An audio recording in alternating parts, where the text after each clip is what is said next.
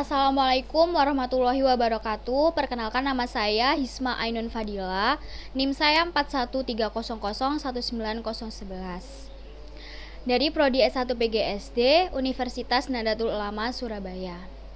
Baik, di sini saya akan menjawab pertanyaan dari pemantik. Yang pertama yaitu mengenai tentang apa itu digital citizenship. Digital citizenship bisa diartikan sebagai norma berperilaku yang tepat dan bertanggung jawab dalam menggunakan teknologi. Pertanyaan kedua yaitu bagaimana seharusnya kita bersikap dalam masyarakat digital. Tanpa disadari atau tidak, teknologi telah membawa masyarakat menuju era masyarakat digital, di mana yang awalnya membangun relasi itu dapat berlangsung secara tatap muka, tetapi kini bisa melalui dunia maya.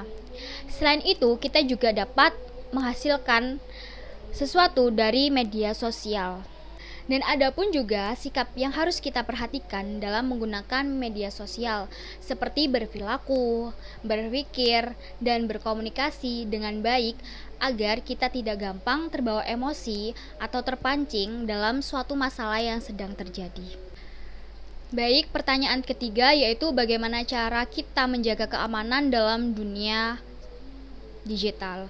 Di sini saya sebagai masyarakat dan sebagai diri saya sendiri, di mana kita harus pandai memilih dan memilah informasi apa yang harus kita share ke orang-orang dan kosakata seperti apa yang harus kita share ke orang-orang atau di dalam media sosial kita sendiri.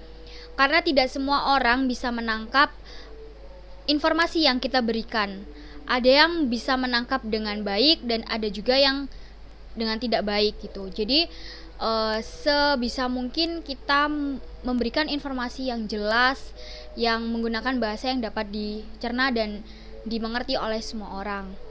Untuk keamanan sendiri juga, mana file atau foto-foto atau momen-momen yang bisa kita simpan di HP kita, karena banyak sekali yang kita tidak tahu bahwa ada juga orang yang bisa membuka atau bisa mengambil momen-momen kita di dalam memori kita gitu, dalam memori handphone, memori laptop atau dan seringkali kita mendengar bahwa kalau kita sedang melakukan apa-apa, maksudnya kita menjalankan kegiatan yang menurut kita kurang baik ya, mungkin orang yang mengerti akan itu ya, ada yang ditutup kameranya agar tidak terjadi penangkapan di dalam kamera tersebut. Itu mungkin saya rasa setiap orang tahu ya akan hal itu.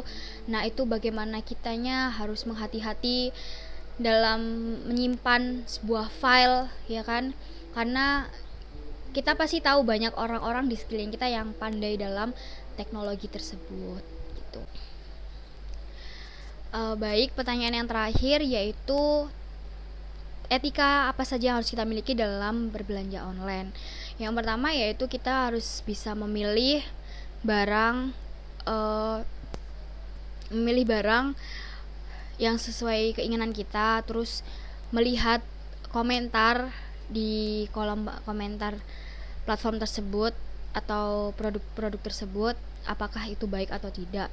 Karena ketika kita berbelanja online itu pasti akan ada plus minusnya. Yang pertama yaitu kita tidak bisa memastikan barang itu baik atau tidak, barang itu bagus atau tidak, barang itu sesuai atau tidak gitu. Dan yang kedua adalah ketika kita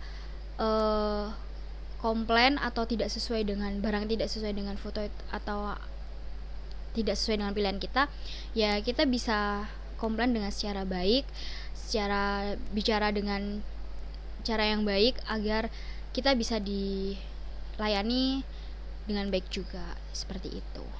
Dan tidak menggunakan kata-kata yang kasar atau yang dapat melukai hati penjual. Karena gimana pun juga penjual juga tidak luput ya dari kesalahan ketika barangnya itu karena saya pernah berada di posisi seperti itu ya. Penjual sudah mengecek barang itu sesuai, barang itu baik, dalam kondisi baik ketika dikirim, tetapi ketika sampai barang itu tidak udah ada yang rusak, ada yang itu terjadi bukan karena penjual gitu, bisa jadi dari pihak pengirim, karena banyak juga yang orang nggak tahu ketika barang itu dikirim di gudang itu diapakan, entah itu dilempar atau apa, itu kan kita nggak tahu gitu. Padahal kita sebagai penjual pun juga sudah melakukan yang terbaik agar konsumen ini hatinya puas, hatinya senang ketika barangnya sesuai apa yang dia inginkan, seperti itu.